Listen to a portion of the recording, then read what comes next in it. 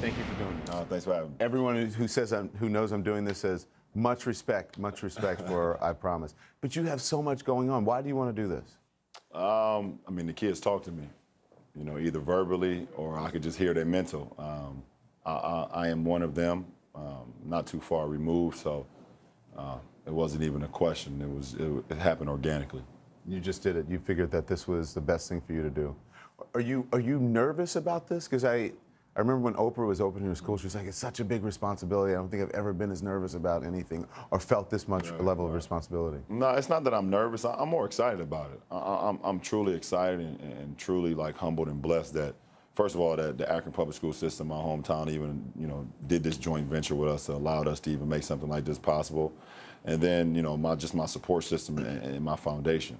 Michelle Campbell, first of all, the #1 point person in my foundation. They brought this whole thing together and brought it to me, and I was like, absolutely, let's not, absolutely. You can't get nowhere in life without help. Without help.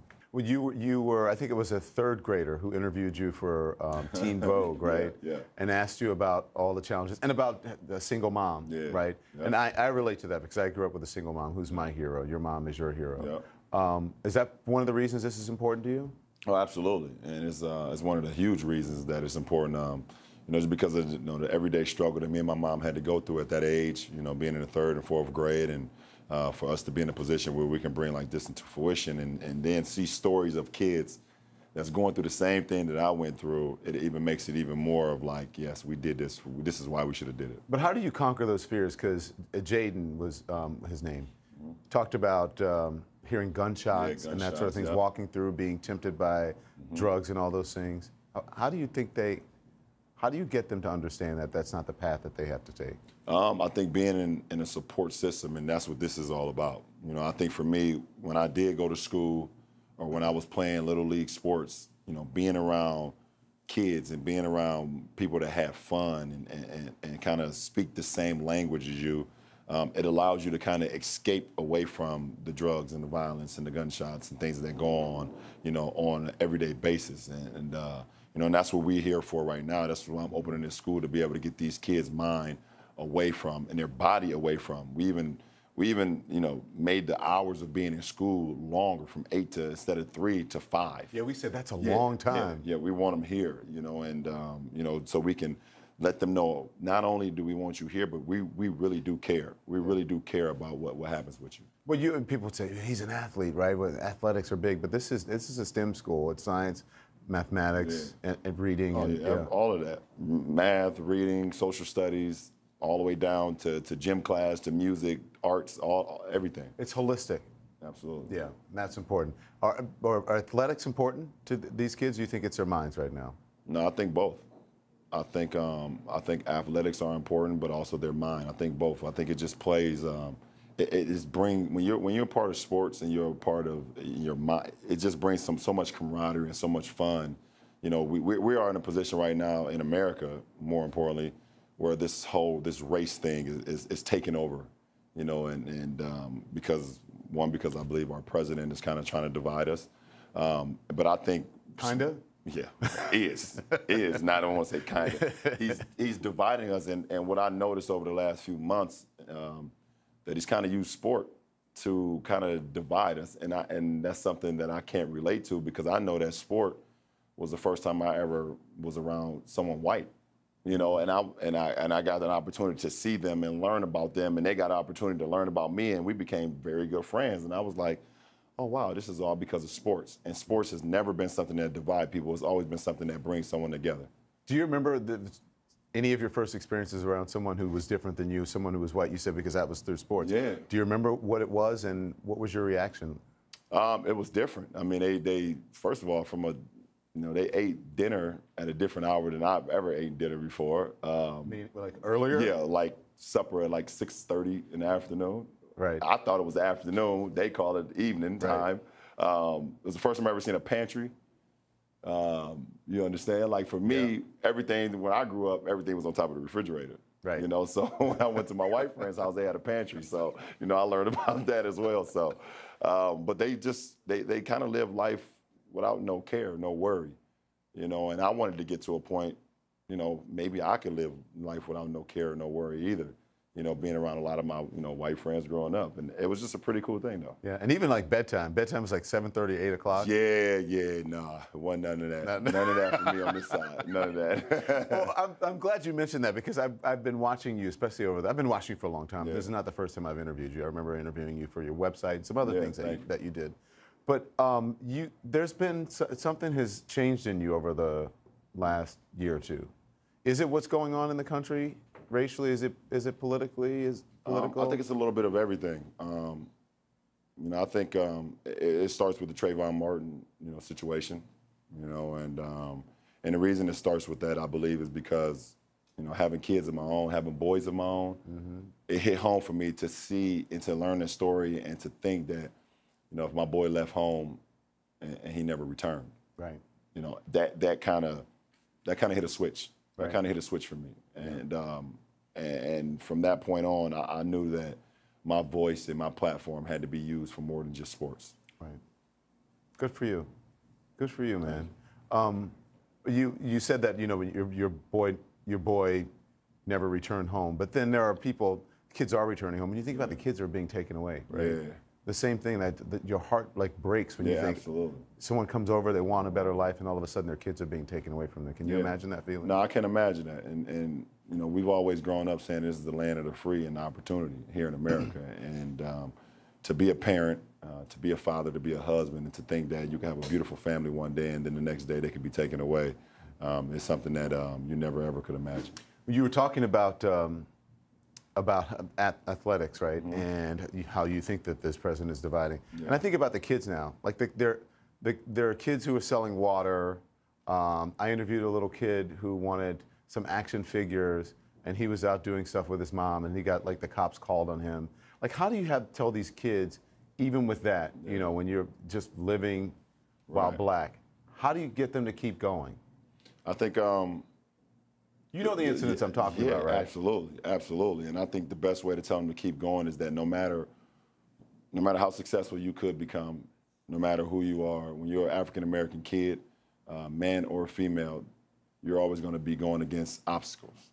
And it's either one or two things that you can do. You can allow it to affect you and for you to degrade, or you can allow it to empower you even more and to rise above it. And I think if we look at some of the greatest leaders of our time, you look at, you know, Muhammad Ali, you look at Dr. Martin Luther King, and all the adversity they went through, they never let it down them. They always used it to say, okay, this is even more motivation. This is even more a way for me to even be more powerful. And they're the reason why we are here today.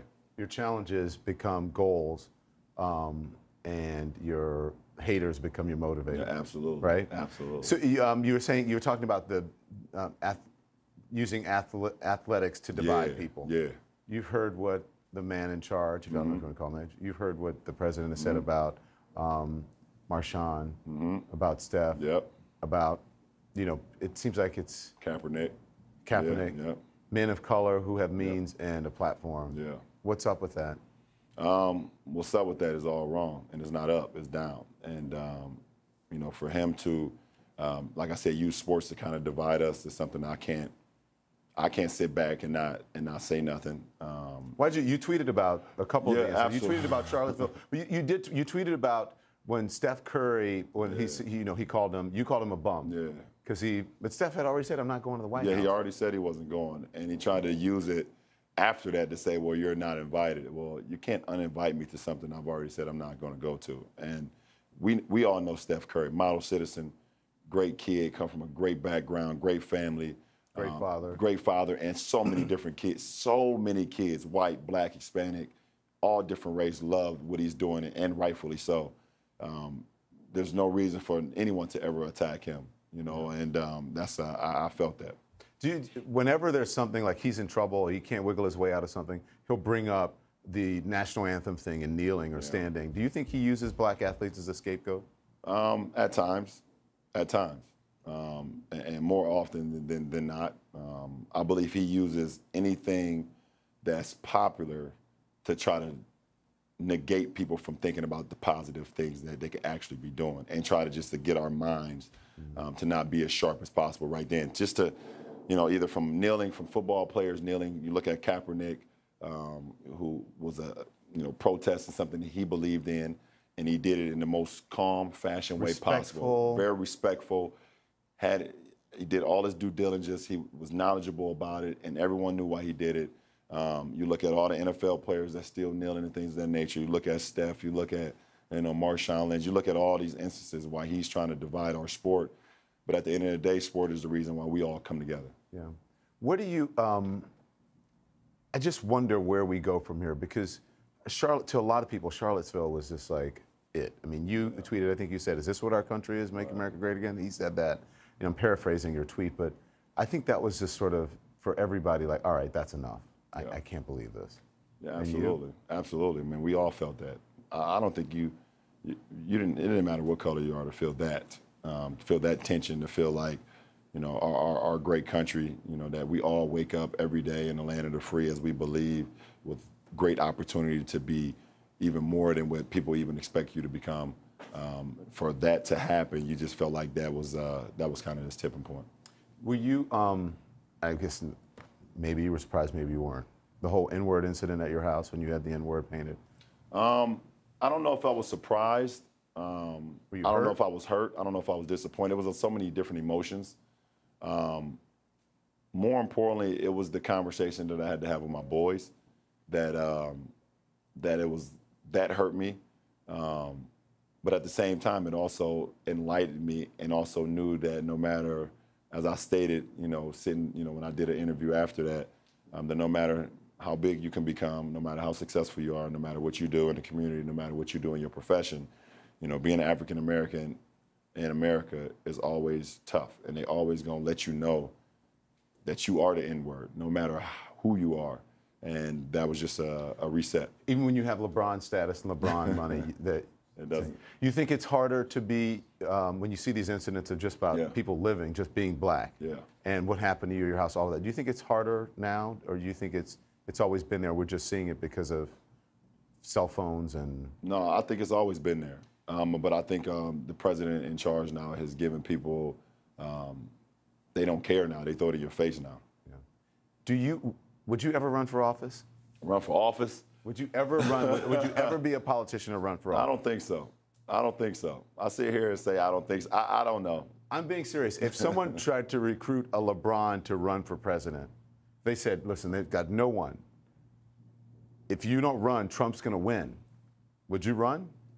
Well, in that case, I may. Yeah, if they have no one, I believe there's some people out there. I hope. But if there's no one. Let's see first. Let's see first. But you would run. Let's see first. The last question is, what do you hope happens from this school? Because I got to tell you, I walked through, I am impressed. Everybody's impressed. This is a great thing you're doing. What do you want to happen? What do you want this to go from here? What I want to happen, every kid that walked through those doors, every kid, you know, from the 240 kids that we're starting with right now, 3rd and 4th grade, to to 2022, where we're going to have 1st through 8th grade. Yeah. We want every kid that walk through this school to be inspired, to come away with something, something where they can give back. And it doesn't matter. It could be anything, but just for kids in general, all they want to know is that someone cares. Yeah. And when they walk through that door, I hope they know that someone cares. And you're going to LA, but is your heart here? My heart is always here. This Akron, Ohio that's why I'm doing this school right here today. Yeah. You excited about LA? Absolutely. Yeah. One more question. What would you say to the president if he's sitting right here? I would never sit across from him. You would never? You didn't want to talk to him? Nah. I sit across from Barack, though.